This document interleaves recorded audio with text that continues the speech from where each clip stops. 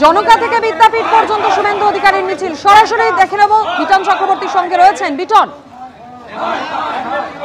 দেখো এই মুহূর্তে শুভেন্দু অধিকারী তার কিন্তু যে পদযাত্রা তিনি যেটা শনিবার দিন ঘোষণা করেছিলেন, যেভাবে এই খেজুরিতে শুক্রবার দিন গভীর রাত্রে জলসা দেখতে গিয়ে দুজনের মৃত্যুর মতন ঘটনা ঘটে এবং সরাসরি খুনের অভিযোগে তিনি সরব হয়েছিলেন এবং সেই অভিযোগ করার পরই কিন্তু সেদিন তিনি ডাক দিয়েছিলেন যে 12 ঘন্টার বন্ধ হবে খেজুরি জুড়ে।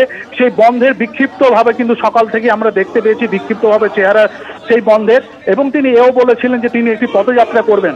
এই মুহূর্তে কিন্তু শুভেন্দু অধিকারী সেই পদযাত্রাতে অংশ নিয়েছেন এবং খেজুরি থানার কাছ থেকে অর্থাৎ জনকা এলাকা থেকে যে পদযাত্রা শুরু হয়েছে সেই পদযাত্রা কিন্তু এই মুহূর্তে বিদ্যাপীঠের দিকে এগিয়ে চলেছে।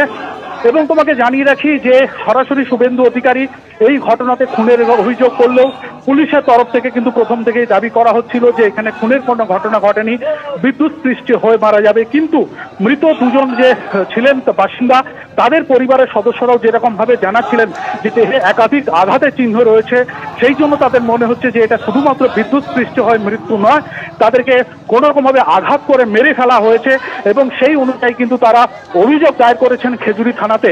যদিও এখন পর্যন্ত কেউ গ্রেপ্তার হয়নি, পুলিশ খুনের মামলা রুজু করলেও এখনো পর্যন্ত কেউ গ্রেপ্তার হয়নি এবং তারই প্রতিবাদে কিন্তু শুভেন্দু অধিকারী এই পদযাত্রাতে অংশ নিয়েছেন। সেই পদযাত্রা কিন্তু এখন বিদ্যাপীঠ যে মোড় রয়েছে সেই দিকে কিন্তু এগিয়ে চলেছে। একদমই বিটন, ছবি দেখাতে থাকো। সরাসরি পূর্ব মেদিনীপুরের খেজুরির ছবি আপনাদের দেখাচ্ছি।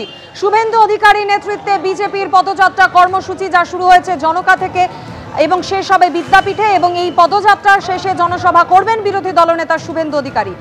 পূর্ব মেদিনীপুরের খেজুরিতে দুজনের রহস্য মৃত্যুর ঘটনার প্রতিবাদে আজ শুভেন্দু অধিকারীর কর্মসূচি, 12 ঘন্টা খেজুরি বন্ধের ডাক। বিক্ষিপ্ত অশান্তির ছবি সকাল থেকেই আসছিল। এই বিষয় নিয়ে বিস্তারিত জানতে কথা বলে নেব। আমাদের সঙ্গে রয়েছেন প্রতিনিধি বিটন চক্রবর্তী। বিটন, কিছুক্ষণ আগেই শুভেন্দু অধিকারীর কনভয় পৌঁছলো খেজুরিতে। একদম একদম এই মুহূর্তে কিন্তু শুভেন্দু অধিকারী তার যে নির্ধারিত কর্মসূচি ছিল সেই যে জনকার কাছ থেকে সেখান থেকে পদযাত্রা করে বিদ্যাপীঠ পর্যন্ত তিনি এগোবেন, সেটা কিন্তু একেবারে চূড়ান্ত প্রস্তুতি চলছে। তুমি জানো যে গত শুক্রবার দিন গভীর রাতে এই খেজুরির ভাগনবাড়ি এলাকাতে কিন্তু সেখানে দুজনের কিন্তু মৃত্যু হয় এবং সেই ঘটনা প্রতিবাদে শুভেন্দু অধিকারী তিনি কিন্তু আজকে বন্ধের ডাক দিয়েছিলেন, পাশাপাশি পদযাত্রাও করবেন বলেছিলেন। এই মুহূর্তে আমরা দেখতে পাচ্ছি শুভেন্দু অধিকারী তিনি কিন্তু পদযাত্রাতে সামিল হয়েছেন, তিনি সেই পদযাত্রাটা শুরু করেছেন এবং এই যে পদযাত্রা শুভেন্দু অধিকারী শুরু হয়েছে তারপরে কিন্তু সেই পদযাত্রা বিদ্যাপীঠ মোড় পর্যন্ত যাবে এবং বিদ্যাপীঠ মোড়ে গিয়ে সেখানে তার একটি পথসভা করারও কথা রয়েছে।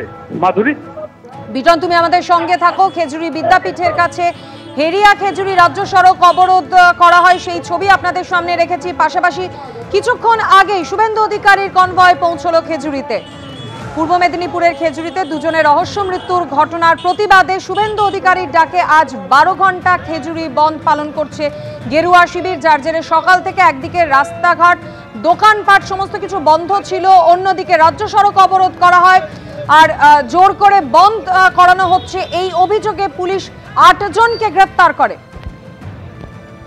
অন্যদিকে আর কিছুক্ষণের মধ্যেই শুভেন্দু অধিকারীর পদযাত্রা কর্মসূচি শুরু হবে। শুভেন্দু অধিকারীর কনভয় পৌঁছে গিয়েছে খেজুরিতে। বিটন চক্রবর্তী প্রতিনিধির সঙ্গে রয়েছেন। বিটন, পদযাত্রা কি শুরু হয়েছে?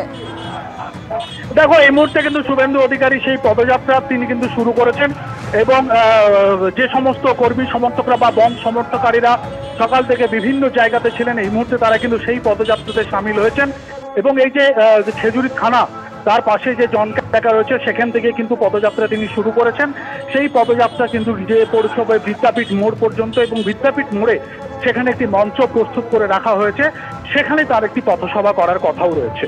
মাধুরী, একদমই বিটন তুমি আমাদের সঙ্গে থাকো। খেজুরিতে ইতিমধ্যেই শুভেন্দু অধিকারীর পদযাত্রা শুরু হয়েছে। 12 ঘন্টা খেজুরি বন্ধের ডাক আগেই দিয়েছিলেন শুভেন্দু অধিকারী, যার জেরে সকাল থেকে বিক্ষিপ্ত অশান্তির ছবিও আসতে শুরু করে। জোর করে বন্ধ করানো হচ্ছে এই অভিযোগে 8 জনকে গ্রেফতার করা হয় আর ইতিমধ্যেই শুভেন্দু অধিকারী তার কর্মসূচি শুরু করলেন।